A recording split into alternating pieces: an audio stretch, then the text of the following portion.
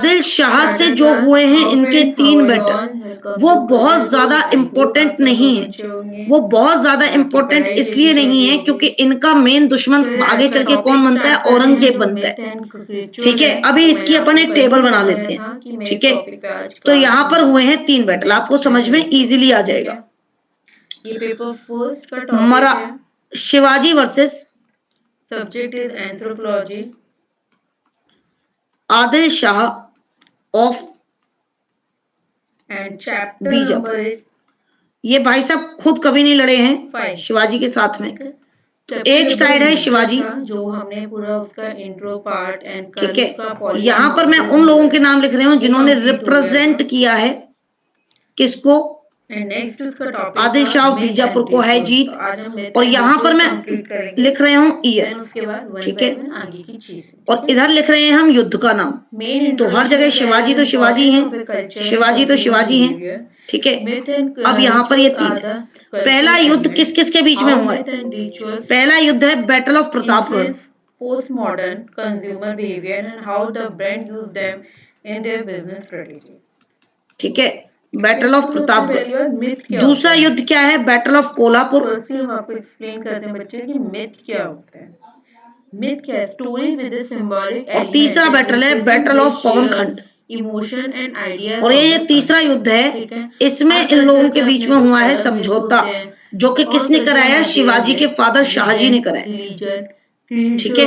चलिए, तो रिप्रेजेंट किस किसने किया है? पहला किया है अफजल खान ने। Oral communication is a word to the mouth, ठीक है, ऐसे बना लोगे तो याद रहेगा, ठीक है। दूसरा किया है रुस्तम जमान ने, जनरल, ये सब जनरल थे इनके, याद रखिएगा। एक अलग अपना व्यू। रुस्तम जमान, जगह का नाम बता दिया, ईयर का नाम बता दिया, किस किस के बीच में हुआ ये बता दिया, किसको रिप्रेजेंट किया ये बता दिया, ठीक है। और ज्यादा इसमें कुछ हुआ नहीं था बेटा, इसलिए ज्यादा कुछ बताया नहीं, ठीक है। प्रीलिम्स स्पेसिफिक इतना ही क्या है, इम्पोर्टेंट है। और अगर मेंस में भी आएगा तो आपके पास में पूरी एक स्क्रीन पे पूरे नोट्स लिखे हुए थे, ठीक है। ये है सिद्धि जौहर, ठीक है। कॉस्मोलॉजिकल तो वो आपसे मराठा वर्सेस आदिल शाह ज्यादा नहीं पूछेगा, वो आपसे पूछेगा शिवाजी वर्सेस औरंगजेब। ये सब क्या क्या है? इसका सन है 1659, इसका सन है 1660, और ये भी हुआ है 1659 में। ठीक है Diksha ji, moral lesson teach अभी सब ठीक है बेटा, ठीक है। चले आगे। हाउ टू बिहेव, आप ये शो करें कि लोग आपसे कैसे। तो अब ये सब मैंने आपको कराया हुआ है, शाइस्ता खान से इनका युद्ध हुआ, सब कुछ हुआ। ये मैंने आपको कल की क्लास में कराया हुआ है, 5000 मनसब की ग्रांट थी, तो जितने भी लोग कल की क्लास में आए होंगे उनको सब ये पता होगा। फिर बैटल ऑफ सारहेर हुआ था, फिर रायगढ़ में इन्होंने क्या किया? सेल्फ कोरोनेशन किया। वेल्लोर और जिंजी को भी क्या है, कैरनेटिक वॉर्स में जीत लिया है। फीवर के कारण इनकी क्या हो गई है? मृत्यु। संस्कृत को प्रमोट किया था, रेस्पेक्ट करते थे ऑल रिलीजन की, और अपोजिशन किया फोर्स कन्वर्जन का। ये सारी चीजें मैंने आपको कल की क्लास में कराई हुई हैं। हाय प्रशांत, अब बात करते हैं इनके सेंट्रल एडमिनिस्ट्रेशन की। आई होप कि यहाँ तक आपको सब कुछ क्लियर होगा। शिवाजी कोई एक सिर्फ सोल्जर नहीं थे, शिवाजी कोई एक सिर्फ मिलिट्री मैन नहीं थे, शिवाजी थे एक सक्सेसफुल कॉन्करर, एक ऐसा योद्धा जो सक्सेसफुली, आप ये देखिए कि सब कुछ हार जाने के बाद, सिर्फ 12 किले बचने के बाद धीरे धीरे धीरे धीरे इन्होंने वापस से फाइट बैक किया है, और वापस से फाइट बैक करके कितने फोर्ट्स को, मोस्ट ऑफ द फोर्ट जो कि मुगल सल्तनत के थे उनको भी ले लिया, ठीक है, उनको भी ले लिया, अपने साम्राज्य में मिला दिया। तो दैट वाज द शिवाजी, इसीलिए इनको बोलते हैं छत्रपति, ठीक है। तो इन्होंने बाकी सारे रूलर्स को भी क्या किया है? इन्फ्लुएंस किया है, जो आसपास के हिंदू रूलर्स थे। चाहे इन्होंने एक बारी मराठा रूलर्स, सॉरी मराठा कह, राजस्थान के जितने भी राजपूताना थे उनको भी अप्रोच करने की कोशिश करी है, ठीक है। मतलब जितने भी इनके प्रशंसक थे डायरेक्टली उनसे मिलते थे, कोई ऐसा नहीं था कि उनसे मिलने के लिए, शिवाजी से मिलने के लिए आपको अपॉइंटमेंट लेना पड़ेगा या वेट करना पड़ेगा या नहीं मिल सकते हैं। ये अपने एडमिनिस्ट्रेटिव अफेयर्स के लिए बहुत ज्यादा सजग थे, और खुद बहुत ज्यादा क्या रहते थे? कंसर्न रहते थे, और क्लोज थे किसके? एडमिनिस्ट्रेटिव अफेयर्स के। इसलिए इन्होंने अष्टप्रधान जैसी एक 8 मिनिस्टर्स की टीम को इन्होंने बनाया, जैसे कि अकबर के टाइम पर क्या थे? नवरत्न थे, ठीक है। वैसे ही इनके टाइम पे क्या थे? अष्टप्रधान थे। जितनी भी पावर है वो कंसंट्रेटेड किसके पास में थी? शिवाजी के खुद के हाथों में थी। लेकिन सारी पावर खुद के हाथों में होने के बावजूद ये रूल करते थे अपने मिनिस्टर्स की एडवाइस के थ्रू। ठीक है, ऐसा नहीं है कि मेरे मन को भाया मैं कद्दू काट के खाया, वैसा कुछ नहीं है। मेरे मन को भाया है लेकिन मैं सबकी एडवाइस लूंगा, हो सकता है कोई मुझे बेटर एडवाइस दे दे। ठीक है, इसलिए इन्होंने अष्ट प्रधान की एक टीम बनाई है। 8 लोग थे इसमें, 8 मिनिस्टर्स। पहले है पेशवा। तो ये जो पेशवाई चल रही है, ठीक है, पेशवा जो है, पेशवा इसको बोलते हैं पंत प्रधान। पहले ये सिर्फ एक पोस्ट हुआ करती थी, मुख्य प्रधान, जैसे कि इसको बोलते हैं आज की डेट में प्राइम मिनिस्टर। ठीक है, आज की डेट में आप इस पेशवा को बोल सकते हैं प्राइम मिनिस्टर। और सबसे पहले पीएम कौन बने हैं? सबसे पहले पीएम है मोरोपंत त्र्यंबक पिंगले, जो कि फर्स्ट पेशवा थे। ठीक है, लेकिन शिवाजी खुद इतने कैपेबल थे कि ये जो पेशवाई है वो उतनी ज्यादा, मतलब लाइक उतनी ज्यादा पावर पेशवाई के हाथ में नहीं थी। पेशवाई के हाथ में पावर कब आई है? जब संभाजी महाराज के बेटे वापस आकर ताराबाई यानी कि अपनी चाची से लड़कर वापस से गद्दी पर बैठते हैं, तब वो बनाते हैं बालाजी बाजीराव को पहला पेशवा और फिर करते हैं उनके थ्रू रूल। ठीक है, तो अभी क्या है? अभी सिर्फ एक ये पोस्ट है, एक व्यक्ति है जो कि प्रधानमंत्री का काम कर रहा है। ठीक है, लेकिन इसकी अपनी कोई सेना नहीं है, ये युद्ध नहीं लड़ रहा है। अभी शिवाजी जिंदा है, ठीक है, वो अपने आप युद्ध लड़ सकते थे। तो वैसे इन्होंने पोस्ट बनाई। दूसरे है मजूमदार। मजूमदार आज की डेट में एक सरनेम भी है, आप लोगों को पता होगा। इसको बोलते हैं अमात्य। मतलब ये क्या करते थे? अकाउंटेंट जनरल होते थे मजूमदार लोग। ठीक है, अकाउंटेंट जनरल होते थे, अकाउंट देखते थे। तीसरे हैं मंत्री, जिसको बोलते हैं वाक्या नाविस। वाक्या नाविस वर्ड आप बहुत टाइम से सुन रहे हो हिस्ट्री में, स्पेशली मेडिवल हिस्ट्री में। वाक्या मतलब घटना कि यार उसके साथ तो वाक्या हो गया। क्या हो गया? घटना हो गई, ये वाक्या है। नाविस मतलब न्यूज देने वाला, उस घटना की न्यूज देने वाला। तो तीसरी जो पोस्ट है, इसमें आते थे लोग जो इंटेलिजेंस का पार्ट होते थे, जो पुलिस का पार्ट होते थे, जो हिस्टोरिकल आर्काइव्स देखते थे, जो हाउस होल्ड अफेयर्स यानी कि होम मिनिस्ट्री को देखते थे। ऐसी पोस्ट जो है यहाँ पर मिलती है, पुलिस पोस्ट जो है यहाँ पर मिलती है। ठीक है, तो ये 4 पोस्ट हैं किसमें? वाक्या नाविस में। चौथा है सचिव। सचिव जो कि आज भी वर्ड चल रहा है भारतीय सरकार में, और इसको बोलते हैं सुरु नाविस। ये सुरु नाविस क्या करता है? ये रॉयल सेक्रेटेरिएट होता है, यानी कि रॉयल यानी कि मराठा एम्पायर में जो इनकी फैमिली थी उनके सेक्रेटरी थे। ठीक है, सचिव थे। उसके बाद में चितनिश वो ऑफिसर थे जो कि आता है मराठा साम्राज्य में शिवाजी को बोला है, शिवाजी कह रहे कि एक काम करो, उसको खबर पहुंचाओ। तो शिवाजी क्या कहना चाहते हैं उस खबर को यहाँ नोट डाउन करने वाला व्यक्ति। ठीक है, उस खबर को पहुंचाने वाला व्यक्ति, दैट इज करस्पॉन्डेंस करने के लिए, पत्राचार करने के लिए। ठीक है, किसी और देश के राजा की अगर कोई खबर आई है तो उसको पढ़ के सुनाने के लिए एक ऑफिसर था जिसको बोलते हैं Chitnis, who assisted the king in his correspondence. होता है ना कई बारी किंग को गुस्सा आ गया, वो कुछ उल्टा सीधा ना लिख दे, ठीक है, जिससे युद्ध की कंडीशन ना हो जाए। तो ऐसे में क्या करेगा? चिटनेस करेगा, सरकार थम जाइए, ऐसे नहीं लिखते इस चीज को, ऐसे लिखेंगे तो क्या होगा? सांप भी मर जाएगा और लाठी भी नहीं टूटेगी। ये वैसी पोस्ट है। ठीक है, ये वैसी पोस्ट है। 5वें हैं सुमंत, जिसको बोलते हैं दाबीर। ठीक है, सुमंत और दाबीर सेम है। यहाँ पर हम ये दूसरे नाम क्यों लिख रहे हैं मैम?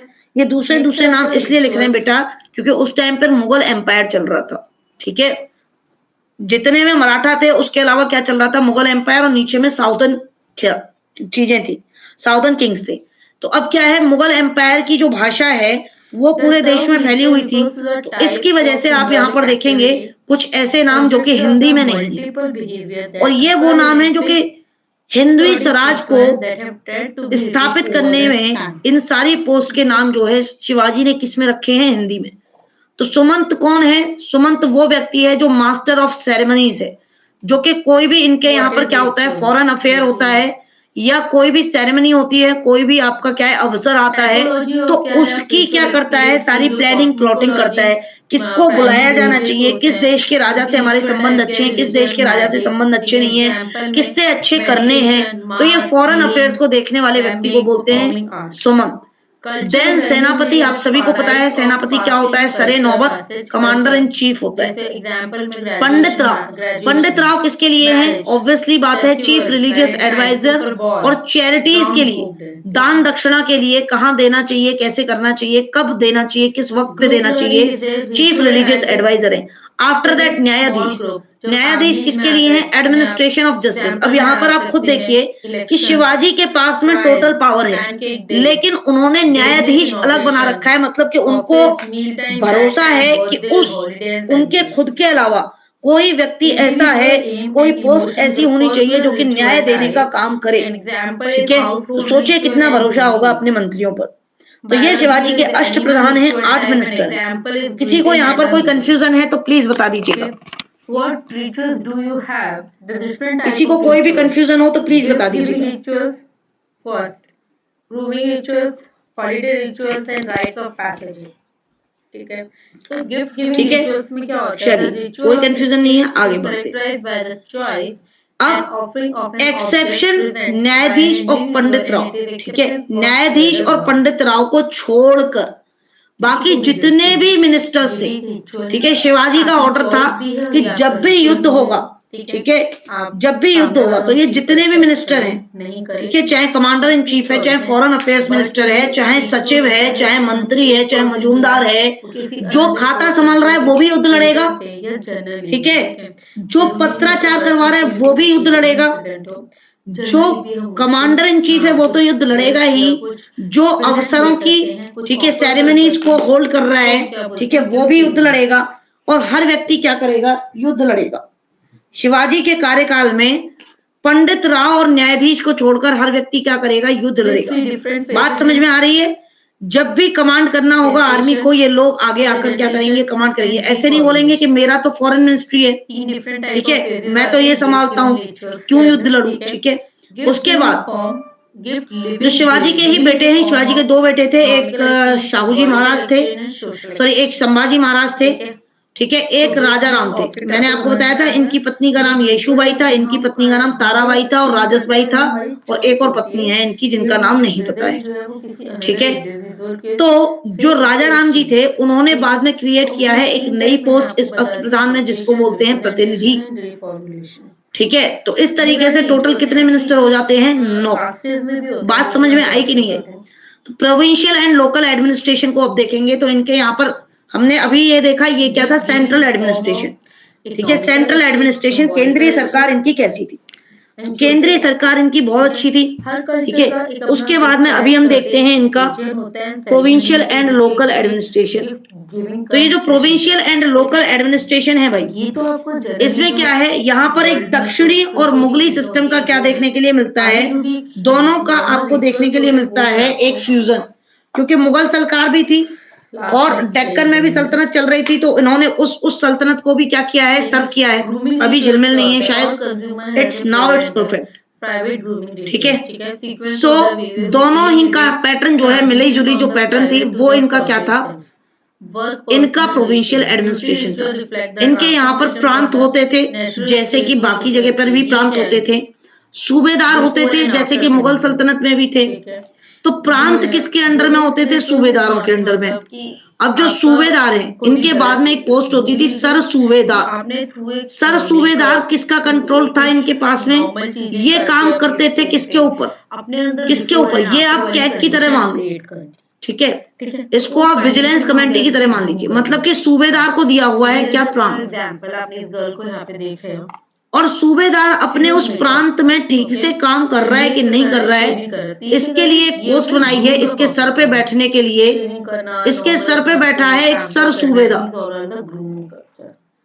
इसके सर पे बैठा है एक सर सूबेदार, जो कि क्या कर रहा है, देख रहा है, कंट्रोल कर रहा है, सुपरवाइज कर रहा है इसके काम को। तो ऐसा कुछ भी नहीं है, ठीक है, इसके काम को क्या कर रहा है, सुपरवाइज कर रहा है। तो सूबेदार के सर पे बैठा है सर सूबेदार। ठीक है जी, प्रांत के बाद में आफ्टर प्रांत केम द तरफ्स, तरफ्स बोलते हैं इसको, तरफ्स।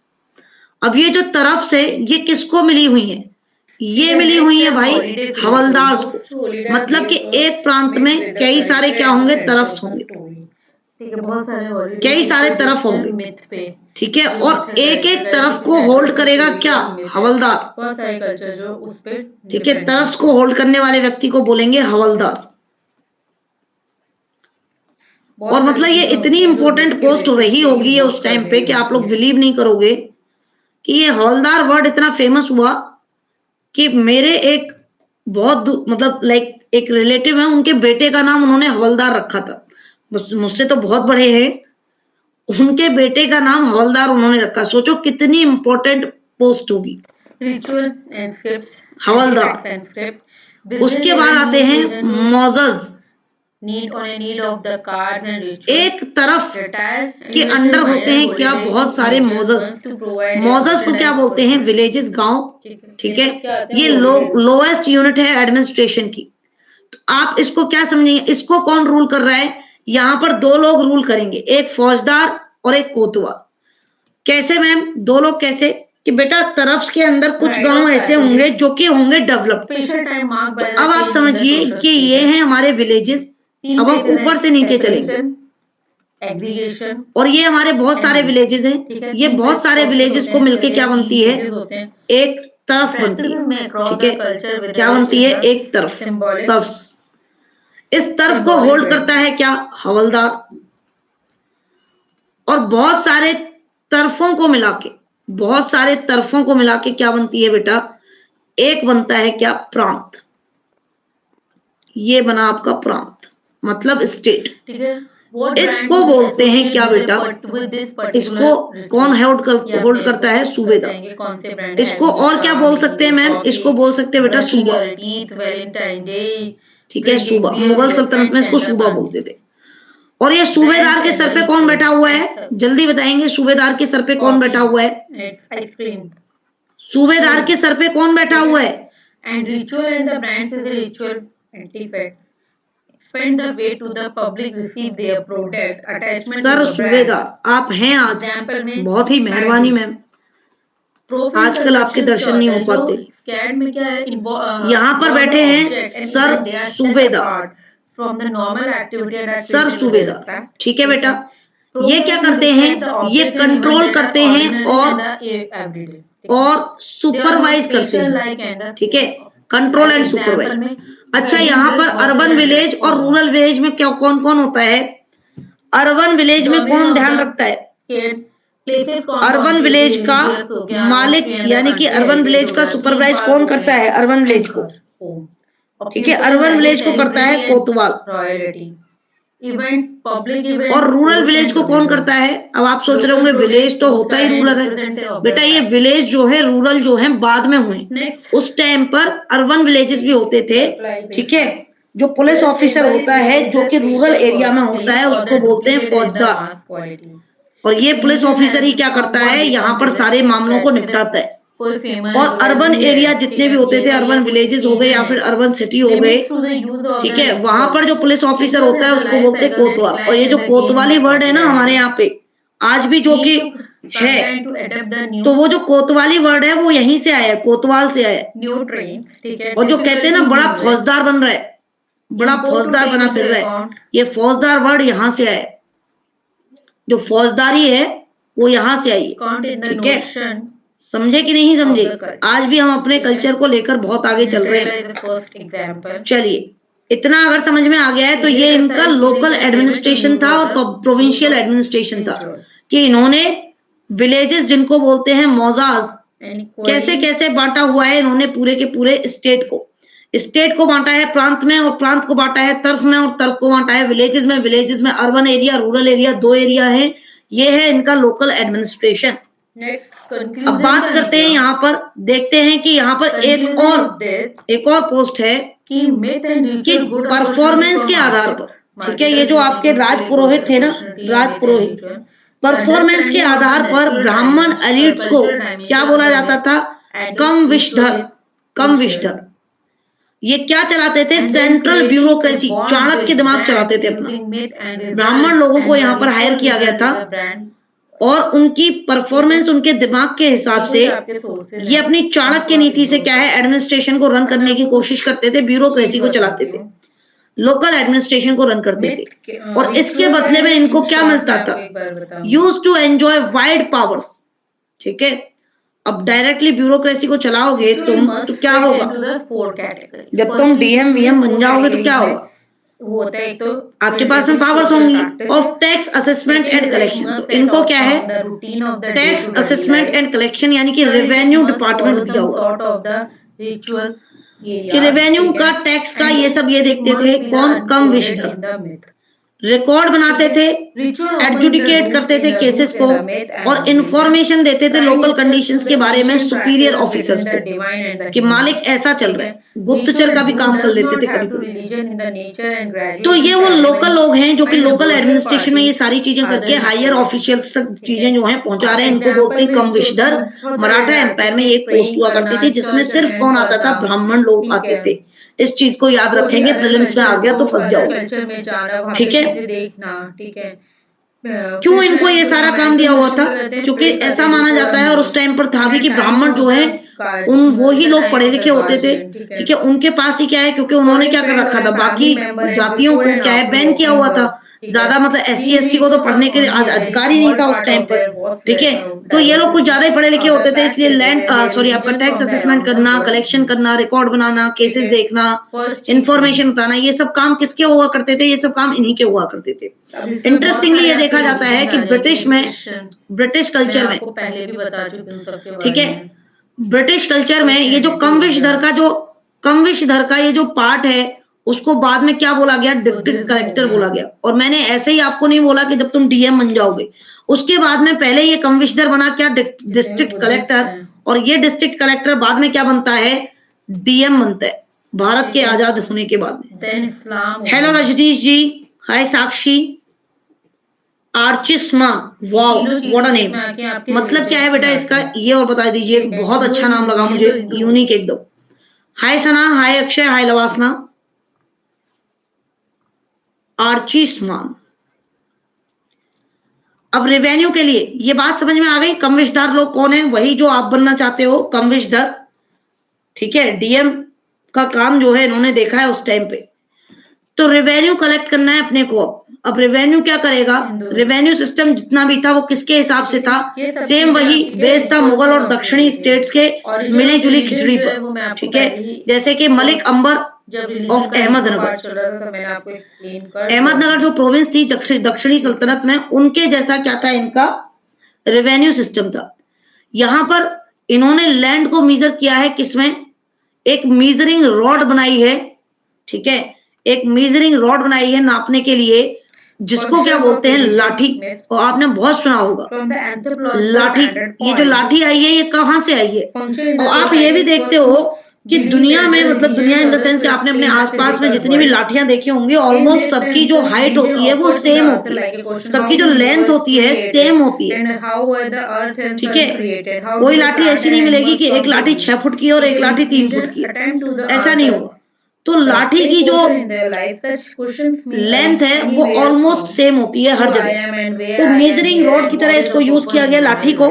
खैर हम लोग तो कुछ और ही तरीके से यूज कर लेते हैं लाठी को। ठीक है, और 3 तरीके के फील्ड्स जो है अलग अलग डिटरमाइन किए गए।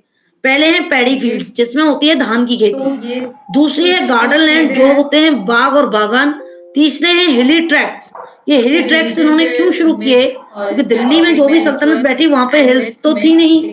ठीक है, ये भाई साहब मराठा थे, ये अपना क्या है सेंट्रल इंडिया और वेस्टर्न पार्ट ऑफ इंडिया को रूल कर रहे थे। वहां पर हिल्स खूब सारी हैं, तो इनको समझ में आ रहा था कि भाई यहाँ तो खेती जो है हिल्स पे भी होती है, तो यहाँ पर जो लैंड है उसको 3 पार्टों में तोड़ा जाए। धान की खेती के लिए जो प्लेन फील्ड्स हैं, गार्डन्स के लिए जो लैंड है, और हिली ट्रैक्ट्स।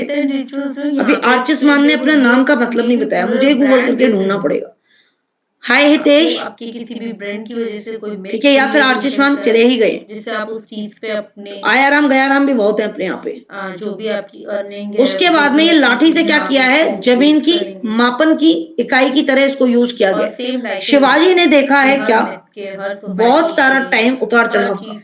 ठीक है, और इसीलिए शिवाजी ने क्या किया है कि शिवाजी ने देशमुख, ठीक है, जो एग्जिस्टिंग देशमुख थे ठीक है, कुलकर्णी थे, ठीक है, उन सब की पावर्स को क्या किया है, रिड्यूस किया है टोपोलॉजी ऑफ द रिचुअल और अपॉइंट किए हैं अपने नए रेवेन्यू ऑफिसर्स, प्राइमरी बिहेवियर जो कि कौन थे, करकुंस थे, ठीक है, करकुंस। कल्चरल वैल्यू, तो जो देशमुख हैं, ये जो देशमुख है, ये आज की डेट में आपको सरनेम भी मिलेगा, रिचुअल, ठीक है, रितेश देशमुख, सबके रिचुअल समझ रहे हो, कुलकर्णी, ये सब क्या है, सरनेम है आज की डेट में। तो इन सब के पास में पहले पावर थी किसकी, हाय चंदन, गुड इवनिंग, ग्रुप लर्निंग में इन सब के पास में पावर थी किसकी, रेवेन्यू को कलेक्ट करने की। तो शिवाजी ने इनकी पावर्स को कम किया है और अपने नए रेवेन्यू ऑफिसर्स जो हैं खड़े किए हैं, और शिवाजी ने क्या किया है, डिस्करेज किया है रेवेन्यू फार्मिंग को। डिस्करेज रेवेन्यू फार्मिंग मतलब बेटा उस तरीके की फार्मिंग जो सिर्फ ये देखकर आप जो है उपज कर रहे हो, कोई भी खेती वो देखकर कर रहे हो कि हमको सिर्फ इसमें मुनाफा चाहिए, क्योंकि पोर्चुगीज तो आ चुके हैं ना बहुत पहले, आपको पता ही है। और अब क्या हो रही है, कैश क्रॉप्स हो रही हैं, और ब्रिटिशर्स भी हैं, धीरे धीरे वो भी बढ़ रहे हैं। तो रेवेन्यू फार्मिंग को शिवाजी ने क्या किया, डिस्करेज किया है कि हम जो कलेक्शन, हम जो फार्मिंग कर रहे हैं वो हम कंजम्पशन के लिए करनी चाहिए हमको, ना कि हमको किसके लिए करनी चाहिए, कलेक्शन ऑफ मनी के लिए, ठीक है। प्रोडक्शन जो है हमें कंजम्पशन के लिए करना है, तो शिवाजी का ये मानना था, और आज की डेट में हमें भी यही करना चाहिए, ठीक है। उसके बाद शिवाजी ने क्या है, एक स्पेशल स्क्रिप्ट चलाई थी जिसका नाम है मोदी स्क्रिप्ट। ये नरेंद्र मोदी वाला मोदी नहीं है, ये मोदी है, मोदी। पार्ट आपको इसका तो ये अपनी एक अलग स्क्रिप्ट चलाई है जो कि है मराठा स्क्रिप्ट। तो जो मराठी भाषा है उसकी स्क्रिप्ट यही है, मोदी स्क्रिप्ट, ठीक है। तो इनके रेवेन्यू और एडमिनिस्ट्रेटिव रिकॉर्ड्स में इन्होंने ये इस भाषा का इस्तेमाल किया, इस लिपि का इस्तेमाल किया है। इसके बाद में इन्होंने चौथ और सरदेशमुखी, जो कि रेवेन्यू के दो मेजर सोर्स थे, चौथ मतलब चौथाई हिस्सा, ये इन्होंने दिमाग लगाया था कहां पर, मराठा किंगडम ने दिमाग लगाया था किसके साथ में, मुगल एम्पायर और डेक्कन सल्तनत के साथ में। कैसे दिमाग लगाया कि ये जो चौथ और सरदेशमुखी है, शिवाजी ने बोला कि ये रेवेन्यू के सोर्स बन सकते हैं, लेकिन ये टैक्स बनेंगे, लेकिन ये मराठी लोग जो हैं वो ये टैक्स नहीं देंगे। तो मराठा किंगडम में ये टैक्स नहीं लिया जाएगा। याद है औरंगजेब के साथ इनकी ट्रीटी हुई थी, ट्रीटी ऑफ पुरंदर, और इस ट्रीटी में उन्होंने उनको सपोर्ट करने के लिए बोला था, ठीक है। तो 5000 सैनिक भी भेजे थे अपने, ठीक है, संभाजी महाराज के सानिध्य में। तो मराठा किंगडम में ये नहीं होगा टैक्स कलेक्टेड। ये टैक्स कलेक्शन कहां से होगा, मुगल एम्पायर और डेक्कन सल्तनत से।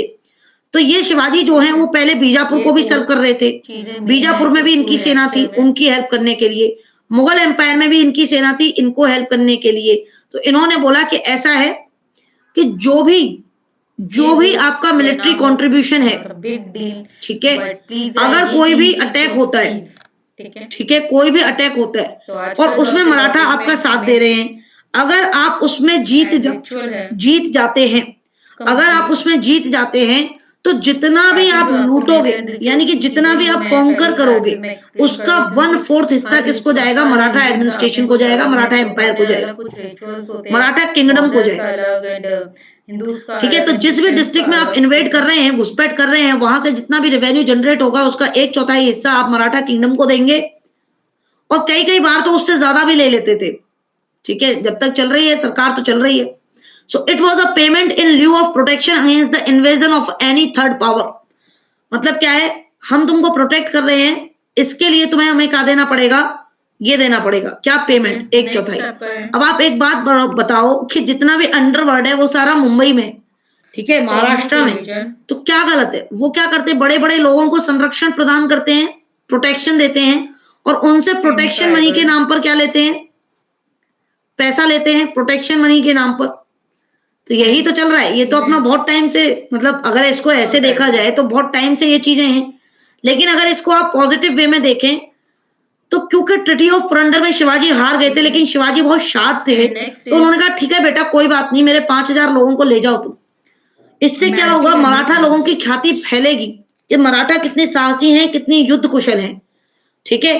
तो जहां पर भी तुम लड़ने जाओगे, मराठा लोग जो है अपना अच्छा प्रदर्शन करेंगे, साथ के साथ क्या है, तुम उल्टा पैसे दोगे, सैलरी दोगे, खर्चा पूरा तुम ही उठा रहे हो, खाना पीना तुम ही उठा रहे हो, सब कुछ तुम ही कर रहे हो, उसके ऊपर से भी तुम 1/4 हिस्सा दोगे, तो ये अच्छी बात है। नेक्स्ट है सरदेशमुखी। ये क्या होता है, सर देशमुखी मतलब कि एडिशनल 10%, सर के ऊपर 10% और डाल दिया, सर देशमुखी, ठीक है। जैसे कि सर सूबेदार है वैसे ही सर देशमुखी, सर के ऊपर 10% और डाल दिया। एडिशनल लेवाई ऑफ 10% उन लोगों के ऊपर on those land of Marathas over which they claimed hereditary rights but which were formed in the Mughal empire, formed part in the Mughal empire। मतलब क्या है मैम? बेटा मतलब ये है कि मुगल एम्पायर जो है धीरे धीरे फैल रहा था,